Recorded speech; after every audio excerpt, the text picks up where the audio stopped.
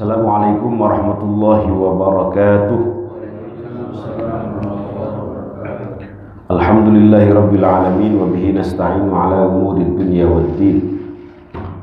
Wassalatu wassalamu ala asyrafil anbiya'i wal mursalin sayyidina wa maulana Muhammadin wa ala alihi wa sahbihi ajma'in. Amma ba'du. Mari sama-sama Pak. Allahumma faqihna fid din wa 'allimna at-ta'wil. Allahumma inna nas'aluka ilman nafi'a wa 'amalan salihan mutaqabbala wa rizqan wasi'an halalan tayyiban mubaraka. Allahumma inna nas'aluka al-afwa wal afiyah fid dini wad dunya wal akhirah. Ya muqallibal qulub tsabbit qulubana ala dinika wa ta'atika birahmatika ya arhamar rahimin. Walhamdulillahi rabbil alamin.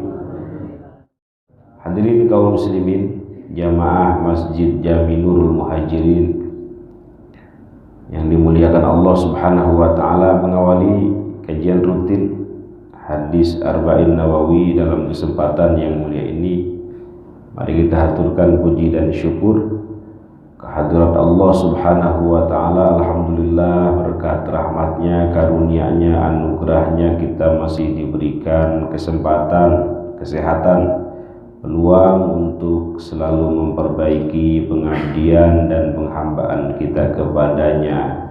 Mudah-mudahan hadirnya kita di sini dicatat sebagai amal ibadah, amal soleh yang dapat memperberat timbangan kebaikan kita di akhirat. Amin ya rabbal alamin. Masuk hadis ke-13. Bismillahirrahmanirrahim. Qala al-muallif rahimahullahu tabaraka wa ta'ala wa nafa'ana bihi wa bi'ulumihi fid dharain amin. Al-haditsus salis asyar. Hadis yang ke-13 an Abi Hamzata Anas ibni Malik radhiyallahu anhu, dari Abu Hamzah Anas bin Malik radhiyallahu anhu, semoga Allah meridainya, khadim Rasulullah sallallahu alaihi wasallam, pembantunya atau khadimnya Rasulullah sallallahu alaihi wasallam. Anas bin Malik ini menjadi khadim Rasulullah tidak kurang dari 10 tahun, Pak. Beliau datang diantar oleh ibunya Ummu Sulaim, istrinya Abu Talha, itu kepada Rasulullah di usia 10 tahun. Jadi diantar oleh ibunya di usia 10 tahun, kemudian di usia 20 tahun Rasulullah Shallallahu Alaihi Wasallam meninggal. Jadi sangat muda. Apa kata ibunya Ummu Sulaim? Ya Rasulullah, ini anakku ini pinter. Ini saya titipkan kepada engkau, bisa membantu apa saja yang engkau perlukan. Karena beliau tinggal bersama Nabi, sehari-hari bersama Nabi. Beliau termasuk yang paling banyak meriwayatkan hadis. Kalau di urutan sahabat itu ranking ketiga. Ranking pertama Abu Hurairah, kedua siapa Pak? Bukan. Kedua Abdullah ibnu Umar, ketiga Anas bin Malik, baru Sayyidah Aisyah. Beliau meriwayatkan sampai 2280-an lebih. Itu Anas bin Malik. Wajar banyak meriwayatkan karena sehari-hari memang bersama Nabi Sallallahu Alaihi Wasallam. Beliau Abu Hamzah Anas bin Malik ini didoakan oleh Rasulullah Sallallahu Alaihi Wasallam agar dikaruniai anak dan harta. dan doanya makbul. Beliau itu cucunya saja yang meninggal, sebelum beliau meninggal itu hampir 120 cucunya saja yang meninggal itu. Jadi doa Nabi agar dikaruniai harta dan anak yang banyak itu makbul. Hartanya banyak, anaknya juga banyak, cucunya ratusan. Anin Nabi sallallahu alaihi wasallam, dari Nabi sallallahu alaihi wasallam, qala, berkata siapa Nabi, la yu'minu ahadukum, tidak sempurna iman salah satu di antara kalian. Jadi mengartikannya bukan tidak beriman. Kalau tidak beriman, keluar Islam dong dia. Ya, para ulama mengartikan la yu'minu ahadukum itu tidak sempurna salah satu di antara kalian, tidak sempurna keimanannya salah satu di antara kalian, hatta yuhibba li akhihi, pendek hadisnya ini, sehingga ia mencintai li akhihi, untuk saudaranya, ma yuhibbu li nafsihi, sebagaimana ia mencintai untuk dirinya sendiri. Saya ulang Bu ya. La yu'minu ahadukum, tidak beriman dengan keimanan yang sempurna, ahadukum, salah satu di antara kalian, hatta yuhibba, sehingga ia mencintai, li akhihi, untuk saudaranya, ma yuhibbu li nafsihi, sebagaimana ia mencintai untuk dirinya sendiri. Rawahul Bukhari wa Muslim. Hadis ini diriwayatkan oleh Al-Imam Al-Bukhari dan Imam Muslim. Ini hadis pendek tapi luar biasa, gampang-gampang susah Pak ya. Tidak sempurna, kata Rasulullah, iman seseorang sehingga dia mencintai untuk saudaranya sebagaimana ia mencintai untuk dirinya sendiri. Jadi kalau bapak cinta dihormati, bapak pun harus cinta kalau orang lain dihormati sama orang. Kalau bapak suka bahwa bapak ini tidak suka dikata-katakan yang buruk, dikata-katain jelek sama orang, maka bapak pun harus tidak suka kalau orang lain dikata-katain jelek. Jadi mencintai untuk saudaranya sebagaimana ia mencintai untuk dirinya sendiri. Ini maksudnya agar seorang mukmin dengan mukmin yang lainnya itu ya saling mencintai, sebagaimana di antara mereka sendiri mencintai diri mereka. Artinya juga menjauhkan penyakit dengki di antara sesama muslim, penyakit hasud yang dapat menghanguskan amal soleh. Mohon maaf ya, yang menjadi persoalan di masyarakat kita, kenapa tidak bersatu, solidaritasnya kurang, itu karena sifat iri dengki itu terlalu besar, yang menyebabkan, mohon maaf, Qabil, Habil, bunuh-bunuhan itu karena hasud. Siapa yang dibunuh? Habil. Itu karena hasud, yang menjadikan iblis tidak mau sujud kepada Nabiullah Adam atas perintah Allah Subhanahu wa ta'ala. Itu juga karena hasud, merasa dirinya lebih baik daripada orang lain, merasa takabur. Maka dalam hadis itu, iyyakum wal hasad fa innal hasad yakulul hasanat kama yakulun narul hatab. Jauhi penyakit hasud, penyakit iri dengki, karena penyakit ini dapat menghapus kebaikan-kebaikan sebagaimana hangusnya atau api menghanguskan kayu. Itu penyakit hasud. Tapi ada hasud yang diperbolehkan. Ini kalau dalam bahasa agama disebut dengan ghibthah. Bapak melihat ada orang rajin baca Quran tiap malam, ngaji Quran, belajar Quran. Nah, iri terhadap orang yang rajin seperti itu nggak apa-apa, agar termotivasi. untuk belajar lebih rajin atau baca Quran sebagaimana orang tersebut. Yang tidak boleh itu hasud sampai menghilangkan kenikmatan saudaranya. Itu yang dimaksud, kebaikannya akan hangus, akan habis karena sampai menghilangkan kenikmatan yang diberikan oleh Allah. Maka dalam Quran itu wala tatamannau ma faddalallahu bihi ba'dakum 'ala ba'd. Jangan iri terhadap anugerah yang diberikan kepada sebagian di antara kalian. Yang anugerah itu kadang mungkin lebih diberikan kepada satu orang, kepada yang lain biasa.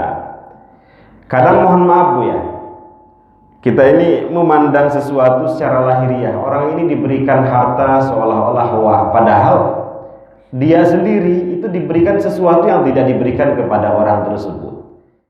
Hadis ini mengajarkan agar bersyukur juga.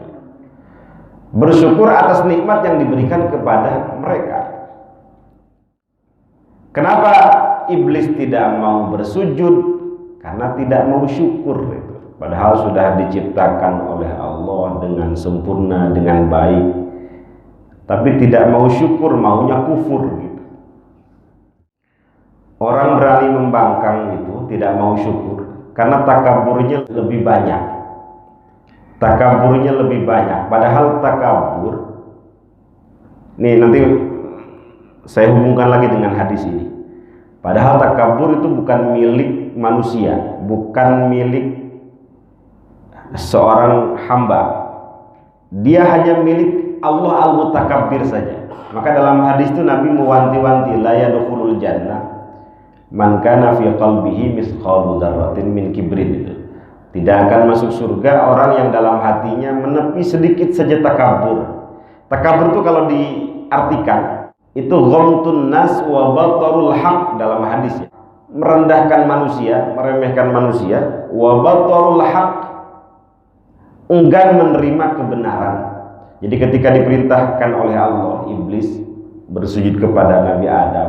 Meskipun dia bertauhid, iblis itu tauhid rububiyah, mengakui Allah itu Tuhannya, tetapi tidak bertauhid uluhiyah, memenuhi atau menaati perintahnya.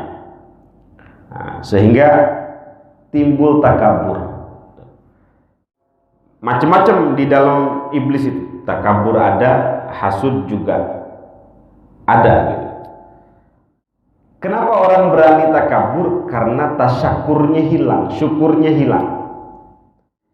Nabi itu, mohon maaf, sudah diampuni kesalahannya, dosa-dosa yang lalu dan yang akan datang sudah diampuni oleh Allah, tetapi masih taat beribadah. Itu luar biasa. Sampai istrinya heran, Nabi kok segitunya ibadah, kakinya bengkak. Nabi bilang, afala uhibbu an akuna abdan syakura. Apakah aku tidak senang menjadi hamba Allah yang bersyukur? Sampai bengkak. Itu baginda Nabi besar Muhammad sallallahu alaihi wasallam. Artinya diberikan kemuliaan, kebesaran oleh Allah, diampuni kesalahannya, tetapi masih semangat ibadah. Maka kalau ada kata-kata at-takabbur lil mutakabbir shadaqah, itu saya kurang begitu setuju. Takabur kepada orang yang takabur adalah shadaqah gitu. Takabur itu bukan milik manusia, mohon maaf. Dia khusus milik Allah itu. Jadi nggak boleh, meskipun terhadap orang kafir kita nggak boleh takabur itu. Terhadap ahli maksiat sekalipun nggak boleh takabur. Mohon maaf, terhadap orang kafir itu nggak boleh takabur. Maka kata Imam Al-Ghazali, bagaimana? Mungkin pernah saya sampaikan ya, agar kita tidak terjangkit penyakit takabur. Itu pertama, kalau melihat orang tua yang hobinya maksiat, katakan dalam diri kita bahwa orang tua ini boleh jadi bermaksiat karena faktor jahalah, faktor tidak tahu. Sementara kita sudah tahu ini maksiat masih dilakukan, tentu orang tua ini masih lebih baik daripada kita. Seharusnya begitu sikapnya, Pak. Jadi selalu menumbuhkan bahwa kita ini tidak lebih baik daripada orang lain. agar tidak takabur, karena sedikit saja takabur menepi neraka tempatnya. Kalau melihat anak kecil, bagaimana agar tidak takabur? Katakan, kata Imam Al-Ghazali, bahwa anak kecil ini belum melakukan dosa, dosanya belum dicatat, sementara kita sudah dicatat. Tentu anak kecil ini lebih baik daripada kita. Kalau melihat orang alim diberikan anugerah ilmu oleh Allah, seorang ulama misalnya, bagaimana agar kita tidak takabur? Katakan dalam diri kita bahwa seorang ulama ini diberikan sesuatu yang tidak diberikan kepada kita. Dia mengetahui sesuatu sementara kita tidak tahu. Tentu dia lebih baik daripada kita. Jadi terus katakan bahwa kita ini tidak lebih baik daripada orang lain. Yang menyebabkan iblis tidak mau sujud itu karena merasa lebih baik daripada Nabi Adam. Nah, kata Imam Ghazali, kalau melihat orang kafir bagaimana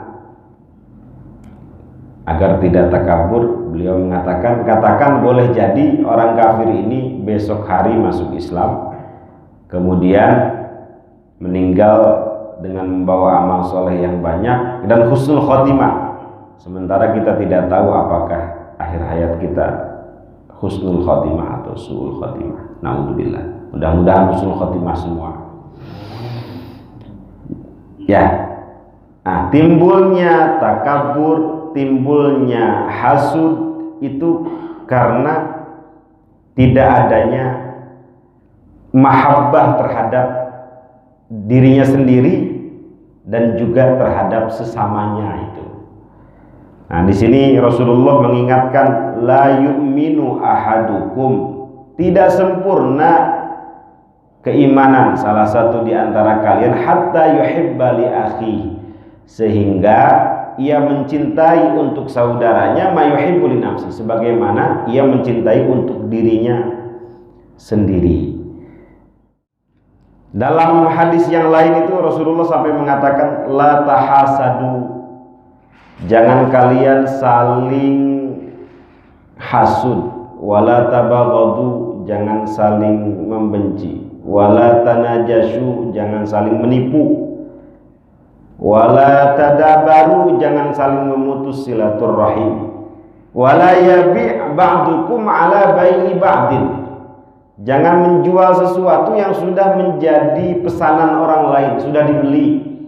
Ternyata ada datang miliarder membayar 10 kali lipat, 20 kali lipat, dijual sama orang tersebut. Nggak boleh, kata Nabi. Itu yang menjadi hubungan di masyarakat ini rusak tuh begitu. Kata beliau, kunu ibadallahi ikhwana, jadilah kalian hamba-hamba Allah yang saling bersaudara. Makanya dalam hadis itu ini luar biasa mahabbah sesama muslim, baik. La tadkhulul jannah hatta tu'minu. Itu tidak akan masuk surga sampai kalian beriman. Wala tu'minu hatta tahabbu, dan kalian tidak dikatakan imannya sempurna sampai kalian saling mencintai antara satu dengan yang lain. Kemudian Rasulullah melanjutkan, awala adullukum ala amalin idza fa'altumuhu tahabbtum, apa itu? Afshus salama bainakum. Awala adullukum ala syai'in idza fa'altumuhu tahabbtum, maukah aku tunjukkan terhadap sesuatu yang apabila kalian lakukan kalian akan saling mencintai. Kemudian Rasul menjawab atau menjelaskan, afshus salama bainakum, sebarkan kedamaian, salam di antara kalian. Dalam hadis qudsi yang lain itu sampai para nabi, para syuhada itu menginginkan derajat orang yang saling mencintai karena Allah itu. Dipanggil oleh Allah, ainal mutahabbina bi jalali, nanti di padang mahsyar itu ketika semua orang tidak ada yang membantu kecuali amalnya sendiri. Ketika di padang mahsyar itu kan ada orang yang sampai tenggelam dengan keringatnya, saking dekatnya matahari. Dalam hadis ada 7 golongan yang akan mendapatkan perlindungan. Nah, termasuk yang saling mencintai karena Allah ini. Sampai Allah memanggil ainal mutahabbina bijalali. Mana orang-orang yang saling mencintai karena Allah? Saya akan lindungi mereka di saat tidak ada perlindungan selain daripada perlindunganku. Itu dalam hadis qudsi itu. Ya Allah, itu sampai para nabi, para syuhada menginginkan derajat itu. Jadi diberikan cahaya ala manabir. Orang-orang yang saling mencintai karena Allah itu diberikan cahaya di mimbar-mimbar mereka. Ini mahabbah. Mohon maaf, mungkin mengingatkan saja, dalam hadis sahih itu ada 7 golongan yang nanti akan mendapatkan perlindungan, di mana yang lain tidak mendapatkannya. Masih ingat Pak, Ibu? Yang pertama siapa? Al-Imamul Adil, ya. Pemimpin yang adil. Adil itu menempatkan sesuatu pada tempatnya. Kalau saya ditanya, Ustadz, doa apa yang Ustadz sampaikan kepada Allah, asalkan doa itu dikabulkan, tapi disimpan dulu gitu, maka saya akan sampaikan asalkan dikabulkan, ya. Allahumma rzuqna imaman adilan, ya Allah berikan kepada kami pemimpin yang adil. Karena pemimpin yang adil, mohon maaf, kemaslahatannya lebih banyak ketimbang ibu minta suami yang soleh gitu, itu untuk diri sendiri saja, atau bapak meminta istri soleh untuk diri sendiri saja. Makanya ranking pemimpin yang adil itu pertama. Jadi mereka tidak bisa tidur sebelum rakyatnya tidur dengan nyaman. Itu ciri pemimpin yang adil. Mereka tidak makan dengan nyaman, dengan kenyang, sampai semua rakyatnya makan dengan kenyang. Ada satu kisah itu, Abu Hurairah itu kalau kelaparan, itu beliau keluar Masjid Nabawi. Tujuannya agar ya minimal ada salah satu sahabat yang ngajak ke rumahnya ngasih makan gitu. Itu Abu Hurairah tuh sahabat paling banyak meriwayatkan hadis, banyak laparnya. Kalau lapar tuh sampai terjungkel-jungkel gitu. Apa? Pura-pura pingsan gitu di depan Masjid Nabawi. Tujuannya agar sahabat-sahabat yang lain ngasih makan. Abu Hurairah manusiawi Pak ya. Mungkin juga Bapak dulu pernah begitu. Kalau lagi lapar. Nah, sampai keluar saking laparnya, tiba-tiba Abu Bakar datang. Mudah-mudahan Abu Bakar paham, tahu, ngerti kalau saya lagi lapar, kemudian ngajak ke rumahnya. Ternyata Abu Bakar nggak tahu, maksudnya nggak paham kalau Abu Hurairah sedang kelaparan. Ya ngobrol biasa saja. Sedang apa? Sedang duduk-duduk. Ya sudah, habis itu salaman pergi lagi. Kemudian tak lama datang Umar. Nah, mudah-mudahan Umar juga ngajak ke rumahnya. Lagi lapar. Ternyata Umar juga nggak paham kalau dia lagi lapar. Nah, kemudian pergi, datang baginda Nabi besar Muhammad Sallallahu Alaihi Wasallam. Beliau sudah tahu. Para nabi itu paham psikologi orang, paham keadaan jiwa seseorang. Dilihat oleh Nabi sepertinya Abu Hurairah kelaparan ini. Diajak oleh Nabi ke rumahnya. Abu Hurairah dari jauh sudah melihat di rumah Nabi ada susu dalam satu kendi besar. Alhamdulillah bisa kenyang nih kayaknya, begitu kata Abu Hurairah.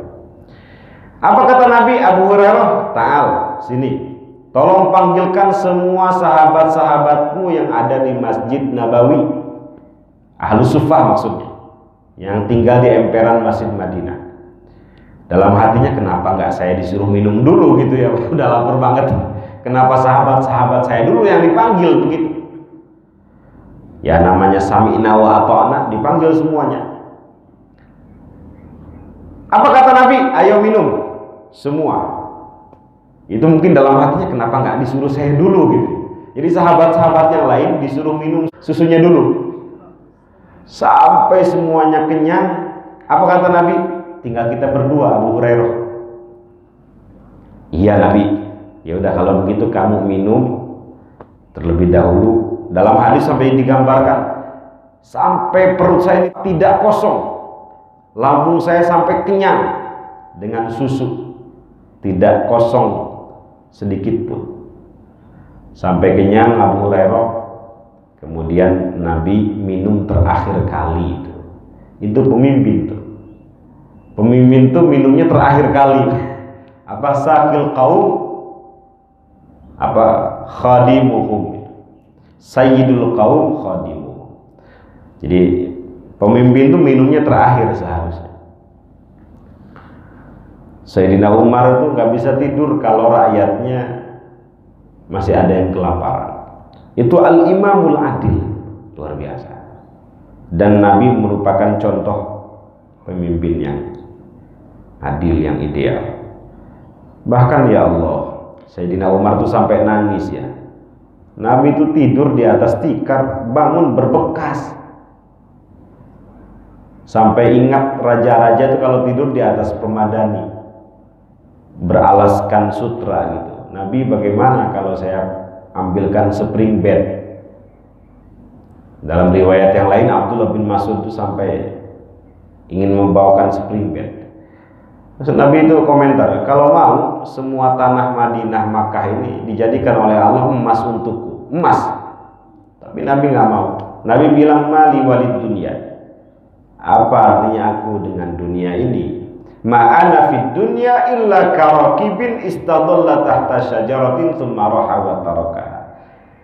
Tidaklah aku hidup di dunia ini selamanya. Aku hidup di dunia ini seperti orang yang menunggang unta, kemudian berteduh di bawah pohon, setelah itu pergi meninggalkan. Itu Nabi begitu sikapnya di akhir hayatnya. Iya betul, rumahnya ada 9, kamarnya ada 9, tapi tidak semua rumah ada toiletnya. Nah, kalau masuk ke rumah beliau tuh sampai harus nunduk, saking sederhananya rumah beliau. Cuma sayang tahun berapa rumah beliau dihancurkan. Padahal kalau ada sampai sekarang Pak ya, itu menjadi uswah bagi seluruh pemimpin di dunia. Ini Sayyidul Anbiya wal Mursalin, pemimpin dunia akhirat, rumahnya begini, cuma sayang dihancurkan. Dan beliau itu simpel orangnya. Kalau lapar kemudian di rumah nggak ada makanan, nggak ribut, ya udah saya puasa gitu. Kalau bapak bagaimana? Bu ada makanan apa enggak? Nggak ada kata ibunya, ya udah beli gitu, GoFood gitu. Kalau Nabi nggak ada makanan kata istrinya, ya sudah kalau begitu puasa. Simpel Nabi, menjadi ibadah. Bahkan sampai dalam riwayat itu 2 hari gak makan, dan makan pun jarang yang roti halus begitu, rotinya kasar. Kalau kita cinta kepada Nabi, Nabi lebih cinta kepada umatnya. Yang dipikirin tuh umatnya bagaimana agar selamat dunia akhirat. Maka Nabi ini saking cintanya, ayo sesama orang beriman jangan saling hasud, jangan saling menipu, jangan saling merendahkan, jangan saling memutus silaturahim. Wa kunu ibadallahi ikhwana. Jadilah hamba-hamba yang bersaudara. Itu tadi saya sampaikan, tidak akan masuk surga sampai kalian beriman, dan keimanan kalian tidak sempurna sampai tahabbtum, saling mencintai. Caranya saling mencintai itu afsus salama bainakum, kata Nabi. Saling menebar salam. Salam itu bisa assalamualaikum atau menebar perdamaian, kedamaian, menjadikan orang lain itu nyaman dengan hadirnya kita. Itu. Saya itu kalau ada tamu, saya upayakan makan di rumah saya. Kalau nggak masak, beli di luar. Saya meniru guru-guru saya di Jogja dulu, walaupun mungkin nggak bisa sempurna. Kalau guru saya di Jogja itu, mohon maaf ya, kalau ada tamu sebelum ngobrol itu dipersilakan makan dulu. Kalau ibu bagaimana? Ngobrol dulu ya. Jadi membahagiakan tamu dulu. Yang tadinya ada masalah datang ke situ, kalau udah kenyang kan selesai masalah. Jadi monggo dahar silakan makan dulu. Selesai makan kemudian menyampaikan hajat. Selesai hajatnya. Jadi ulama-ulama dulu itu ada orang punya persoalan datang ke rumahnya, selesai persoalan. Kalau sekarang kira-kira bagaimana Pak? Ada orang punya masalah datang ke rumah Bapak, nambah masalah. Yang nggak punya masalah datang ke rumah Bapak jadi ada masalah gitu. Luar biasa, mereka membahagiakan orang lain itu. Makanya dalam hadis itu Rasul ditanya, riwayat Imam At-Tabarani, hadisnya sahih. Ya Rasulullah, ayyun nasi ahabbu ilallah. Manusia seperti apa yang paling dicintai oleh Allah? Beliau menjawab, ahabbun nas ilallah anfa'uhum linnas. Manusia yang paling dicintai oleh Allah adalah yang paling bermanfaat untuk manusia yang lainnya. Ini kan ibu bapak dalam rangka ingin menjadi yang bermanfaat, Bu ya. Kalau kata guru saya itu, kalau ada orang pikirannya, tulisannya, hatinya, duitnya, tanda tangannya misalnya kalau pejabat, tidak sedikit pun bermanfaat untuk agama, maka dia sampah agama, nggak ada manfaat. Na'udzubillah. Kemudian Rasul ditanya lagi, ya Rasulullah, ayyul a'mal ahabbu ilallah. Amalan apa yang paling dicintai oleh Allah? Pertama beliau jawabannya, sururun tudkhiluhu ala muslim. Rasa bahagia, rasa nyaman yang diberikan kepada hati-hati seorang muslim. Rasa bahagia. Maka dalam riwayat lain ditanya, ya Rasulullah, ayyul muslimina afdal. Muslim seperti apa yang paling afdal? Beliau menjawab, al-muslimu man salimal muslimuna min lisanihi wa yadi. Yang muslim lainnya merasa aman, nyaman dari keburukan lisan dan tangannya. Itu muslim yang afdal. Nah, tinggal kita pilih mau menjadi muslim yang biasa saja atau yang afdal, yang utama. Kemudian Rasul menjawab lagi, apa amalan yang paling utama selanjutnya? Au takshifu anhu kurbah. Menghilangkan kesulitan orang lain. Menghilangkan kesulitan orang lain. Kalau dalam riwayat lain tuh, wallahu fi aunil abdi ma kana al abdu fi auni akhi. Ini resep ini. Kalau bapak mau ditolong oleh Allah, maka perhatikan orang lain. Tolong orang lain. Ini luar biasa ya. Au tatrudu anhu ju'an. Terusan hadisnya, atau bapak ibu memberi makan kepada orang yang kelaparan. Au taqdi anhu dainan, membayarkan hutangnya. Ini juga amalan yang paling dicintai oleh Allah. Itu hadisnya yang di bawahnya luar biasa. Wali an amshiya ma'a akhin fi hajatin ahabbu ilayya min an a'takifa fi hadal masjid syahron. Berjalan dengan saudaraku, kata Rasulullah, sampai hajatnya terselesaikan, itu lebih aku sukai daripada beriktikaf di Masjid Nabawi selama 1 bulan. Saya tanya Pak, Masjid Nabawi itu di mana? Di Madinah Pak ya? Itu ibadah satu sholatnya saja sama dengan 1000 kali sholat. Kalau di Masjidil Haram 100.000 kali sholat. Ini kata Nabi, saya lebih suka kalau ada orang datang ke rumahnya punya hajat, saya menemaninya sampai selesai hajatnya, daripada beriktikaf di Masjid Nabawi selama 1 bulan. Kalau 1 bulan jamaahnya nggak ketinggalan, sholat malamnya mungkin nggak ketinggalan, namanya itikaf. 1 bulan baca Quran, tapi itu biasa di hadapan Nabi, itu biasa. Beliau lebih suka ada orang datang punya masalah, kemudian menemani sampai masalah tersebut hilang. Itu lebih aku sukai, kata Rasulullah, dibanding beritikaf selama 1 bulan di Masjid Nabawi. Wa man kaffa ghadabahu satara auratah. Itu hadis lanjutannya panjang. Siapa yang menahan amarahnya, maka Allah akan menutup auratnya, menutup aibnya, kejelekannya, keburukannya. Lanjutan hadisnya, wa man kadhama ghaidahu walau syaa'a an yumdiyahu amdah, itu ya. Dan seterusnya. Siapa yang menahan amarahnya padahal dia mampu membalas, maka Allah akan memberikan keridhaan pada hari kiamat. Bapak mampu membalas keburukan orang lain, tapi Bapak tahan. Itu luar biasa. Padahal Islam membolehkan keburukan dibalas dengan keburukan yang sama, Pak ya. Bapak dipukul, cedot begitu, pukul lagi aja boleh. Boleh. Tapi kebanyakan dari kita pengennya lebih gitu. Nafsu kita ini. Orang mukul kita 1 kali, kita pengennya 2 kali gitu. Bener apa enggak, Pak?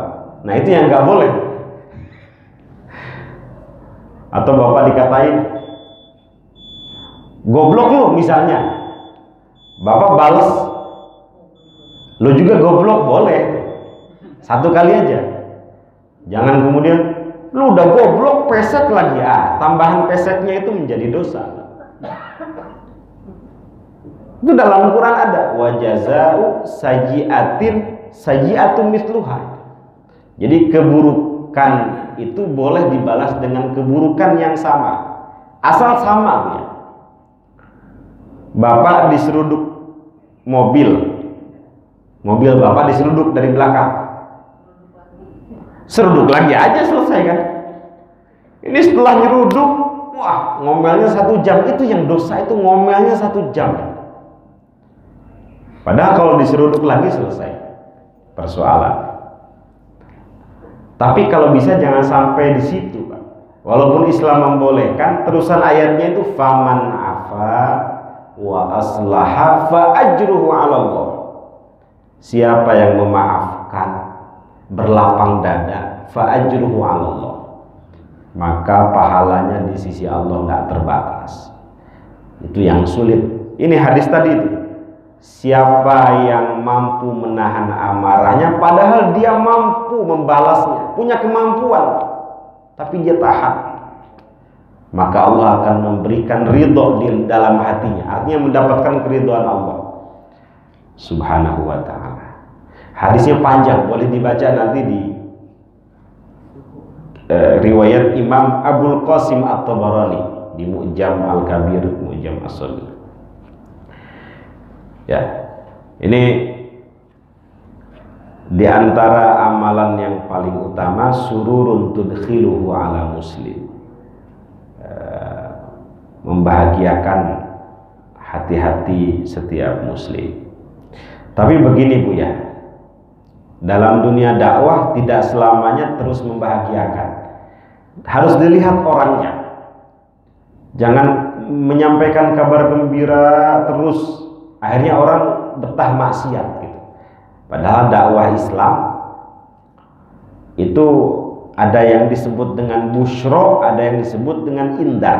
Busyra itu menyampaikan kabar gembira, indar itu menyampaikan peringatan. Nah, mungkin bagi orang yang baru pertama kali masuk Islam sering dikasih busyra, kabar gembira bagaimana kemuliaan Islam. Tetapi bagi orang yang sudah mengenal lama Islam, udah biasa melihat sholat 5 waktu itu udah biasa, bahkan meninggalkan itu biasa. Nah, yang begitu harus diberikan indar. Indal itu diberikan peringatan, ditakut-takuti, karena ini memang perintah agama juga. Tidak selamanya harus busyra. Apa kalau dalam bahasa agama itu melihat sesuatu sesuai dengan konteksnya. Bahkan mohon maaf, kalau ada tamu datang ke rumah kita bawa Mercy, bawa BMW, bawa Alphard, kemudian Bapak sikapnya bagaimana? Nggak usah, bikin makanan, udah makan dia di luar, itu dompetnya tebal begitu. Jangan husnudzon kalau ada tamu yang begitu, harus suudzon tetap. Suudzon kalau dia belum makanan di luaran. Jangan-jangan nih mobil Alphardnya sewa, rental. Jangan-jangan dompet tebelnya itu isinya bukan uang, kredit semua atau apa misalnya. Jadi harus suudzon, menempatkan sesuatu pada tempatnya. Tetap harus kita ikram, harus muliakan meskipun orang berada.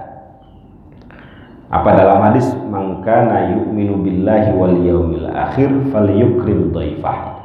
Siapa yang beriman kepada Allah, kepada hari akhir, muliakan tamunya.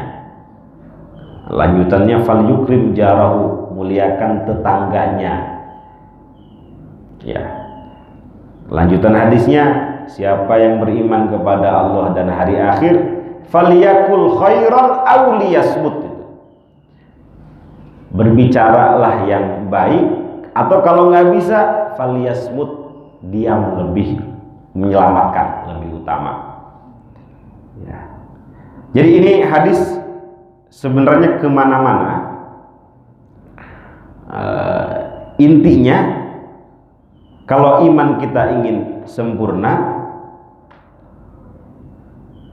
kita berupaya bagaimana orang lain itu senang dengan apa yang kita senangi. Kita senangnya kalau ketemu itu disenyumin sama orang gitu ya, maka kita pun harus senyum kepada mereka gitu. Kenapa Bu? Asal jangan senyum sendiri aja. Itu namanya, saya pernah ke Papua itu, ke Jayapura, itu ada komplek, tulisan di atasnya komplek wajib senyum. Mungkin di sini boleh ditulis. Tapi jangan senyum-senyum sendiri, Pak. Tapi dipastikan orang yang baca itu masuk komplek itu senyum-senyum sendiri. Di Jayapura itu komplek wajib senyum. Gitu. Bagus itu. Jadi Nabi itu kan basam gelarnya, orang yang paling banyak senyum. Nabi itu marahnya kalau agama Allah dilanggar saja. Tapi selain itu sangat basam beliau, sangat murah senyum. Itu Rasulullah Sallallahu Alaihi Wasallam. Tapi kalau agamanya dilanggar, merah padam beliau. Usamah bin Zaid itu ingin meringankan hukuman orang yang mencuri. Ada seorang wanita kalangan terhormat Bani Al-Makhzumiyah, ya malu kalau dihukum, dipotong tangannya. Bagaimana kalau kita panggil Usamah, kesayangannya Rasulullah? Ya berkolusi lah. Usamah karena masih kecil, ya menyampaikan dengan apa adanya, bahwa di sana ada seorang konglomerat, anaknya mencuri, namanya Fatimah lagi Al-Makhzumiyah. Ya agar tidak dihukum, intinya begitu. Nabi langsung marah pada saat itu. Apa kata beliau? Rusaknya umat terdahulu kalau ada orang mulia, terpandang, punya jabatan, mencuri nggak dihukum. Tetapi kalau orang sekarang, orang dhaif, lemah, nggak punya apa-apa, mencuri, digundulin, aqama alaihil had. Apa kata beliau? Wallah, lau anna Fatimah binta Muhammadin saraqat laqata'tu yadaha. Demi Allah, kalau Fatimah binti Muhammad, anakku ini, mencuri, aku sendiri yang akan memotongnya. Nah, kalau agama Allah dilanggar, Nabi itu marahnya begitu. Tapi selain itu, beliau sangat basam, sangat pemurah Kalau senyum nggak sekedar senyum, senyumnya itu semuanya senyum. Kalau Bapak kan gitu aja senyumnya. Nabi itu semuanya senyum, itu basam. Maka Nabi itu awet muda kan ya. Terhitung di akhir hayatnya ubannya berapa itu? Masih bisa dihitung. Kalau Bapak udah ribuan kayaknya ubannya. Nabi itu di akhir hayat masih bisa terhitung uban. Kenapa? Karena basam terus itu. Karena hobinya senyum. Senyum itu juga menyenangkan orang lain. Hatinya selalu positif, bersih. Maka beliau tuh jarang sakit juga itu. Sekalinya sakit diracun. Dalam hidup Nabi itu hanya 2 kali. Itu pun diracun sama orang. Yaitu Rasulullah. Ini lagi penyakit, lagi wabah kolorna ini. Kolorna apa corona? Kalau korola nggak apa-apa. Itu kalau dalam bahasa hadis itu taun.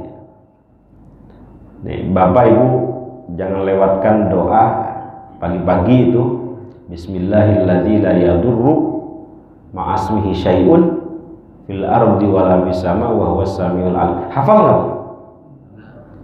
Nggak hafal? Belum hafal. Itu dalam hadisnya sahih. Siapa yang baca itu 3 kali pagi hari, maka dia akan dihindarkan dari keburukan yang faja'ah, mendadak, atau sesuatu yang tidak dia inginkan. Keburukan yang tidak dia inginkan sampai sore hari. Kalau dibaca pagi hari 3 kali saja. Redaksinya mari sama-sama dah. Bismillahi alladzi la yadurru ma'asmihi syai'un fil ardi wala fis sama wa huwas samiul alim. Segitu doa. Bismillahilladzi la yadurru ma'asmihi, dengan menyebut nama Allah, dengan nama Allah yang dengan namanya tidak akan celaka sesuatu yang ada di langit dan bumi. Wa huwas samiul alim. Dia Allah Maha mendengar dan Maha mengetahui. Itu kata Nabi, siapa yang baca itu pagi hari 3 kali, tidak akan ada sesuatu yang membahayakannya sampai sore hari.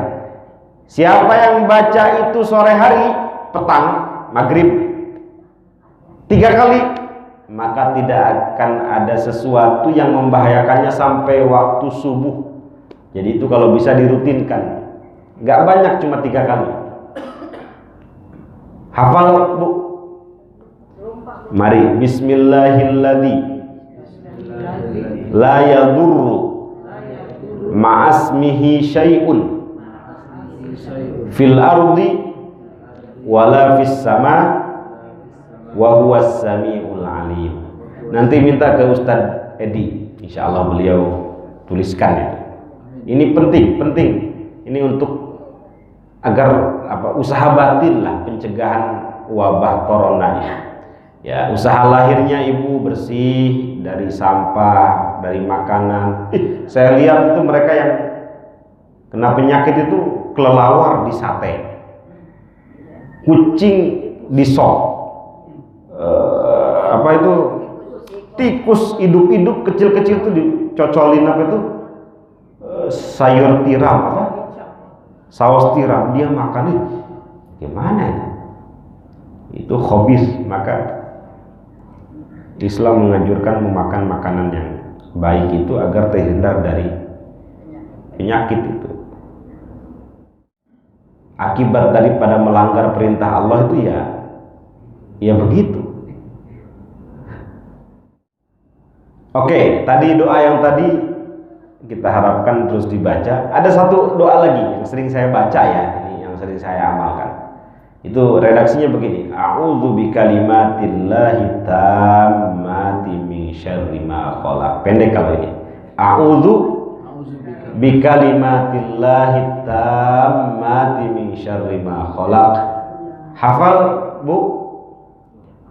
Itu dalam hadisnya sahih. Siapa yang baca itu, kata Nabi, di satu tempat, maka dia akan selamat keluar dari tempat itu.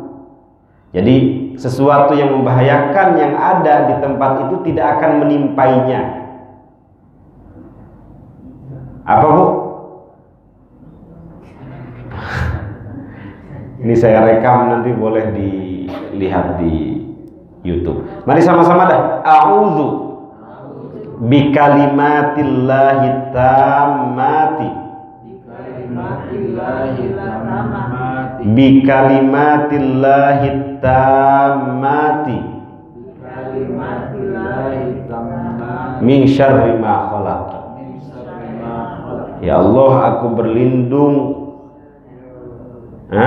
dengan kalimat-kalimatmu yang sempurna, min syarri ma khalaq, dari keburukan yang tercipta.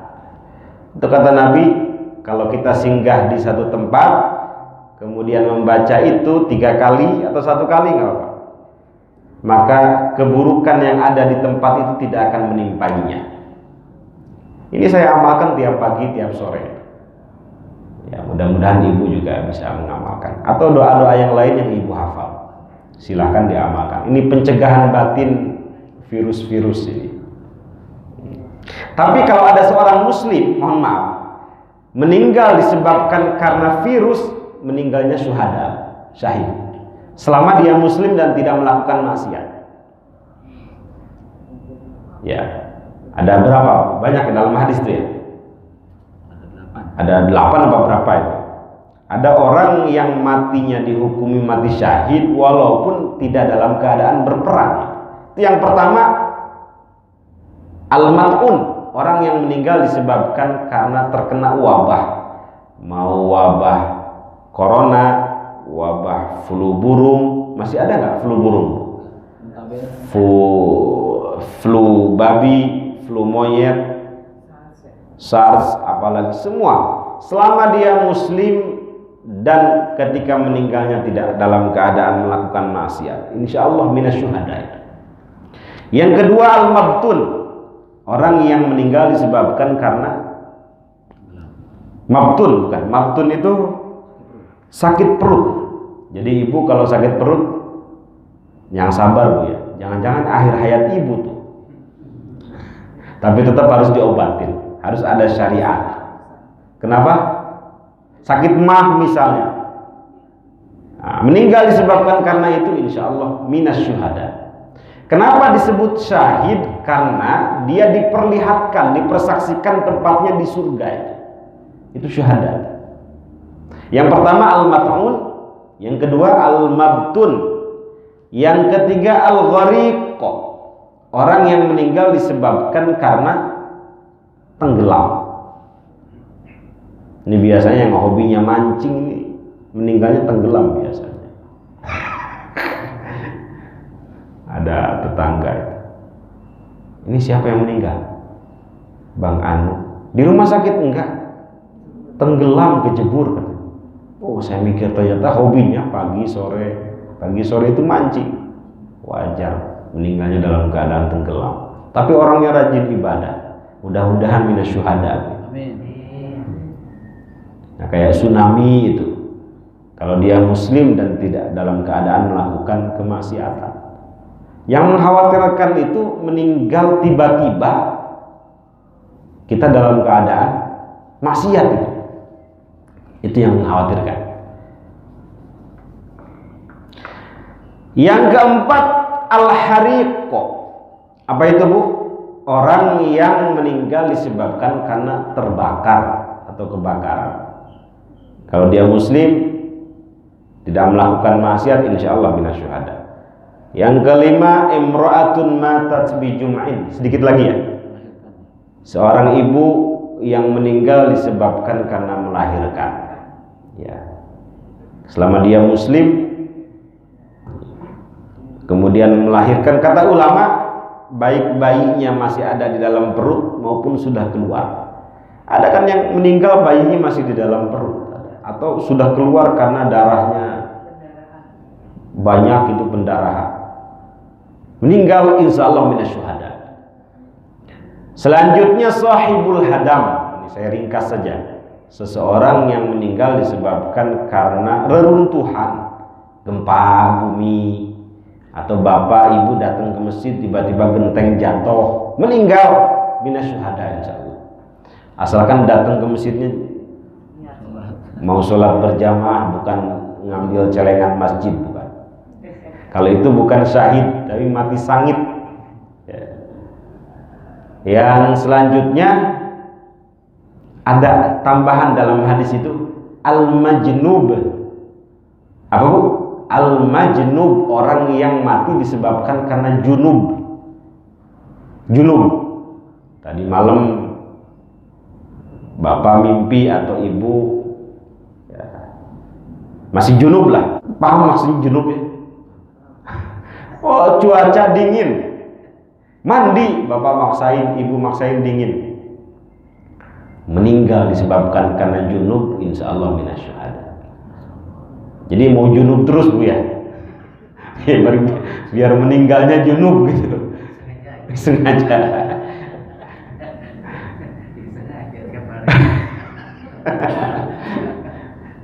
Ya, kata Imam Ghazali, ya, jangan lebih dari 4 hari. Khawatir kasur itu bergoyang sendiri gitu. Ya, itu manusiawi. Tapi kalau ada orang meninggal disebabkan karena junub tadi itu, dalam hadis minasyuhada, termasuk orang yang mencari ilmu begini bu. Kan dalam hadis fahuwa fi sabilillah hatta yarji'. Dia berada di jalan Allah sampai selesai, sampai pulang.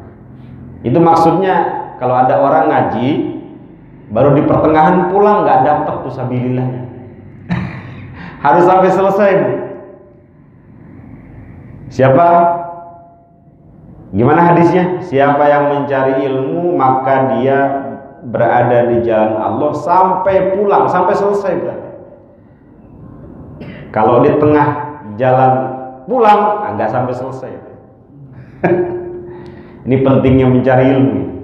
Kalau meninggal, bapak udah niat tolabul ilmi ke sini, pulang dari sini meninggal misalnya, insya Allah minasyuhada. Ayo mudah-mudahan umurnya panjang semua ya, dalam ketaatan. Ya.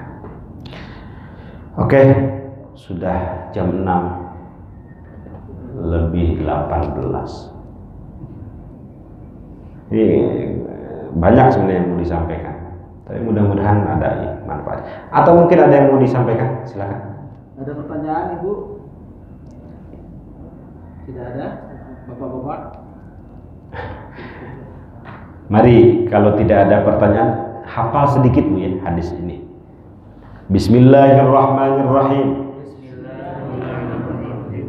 Qala Rasulullah sallallahu alaihi wasallam, la yu'minu ahadukum hatta yuhibba li akhihi ma yuhibbu li nafsihi.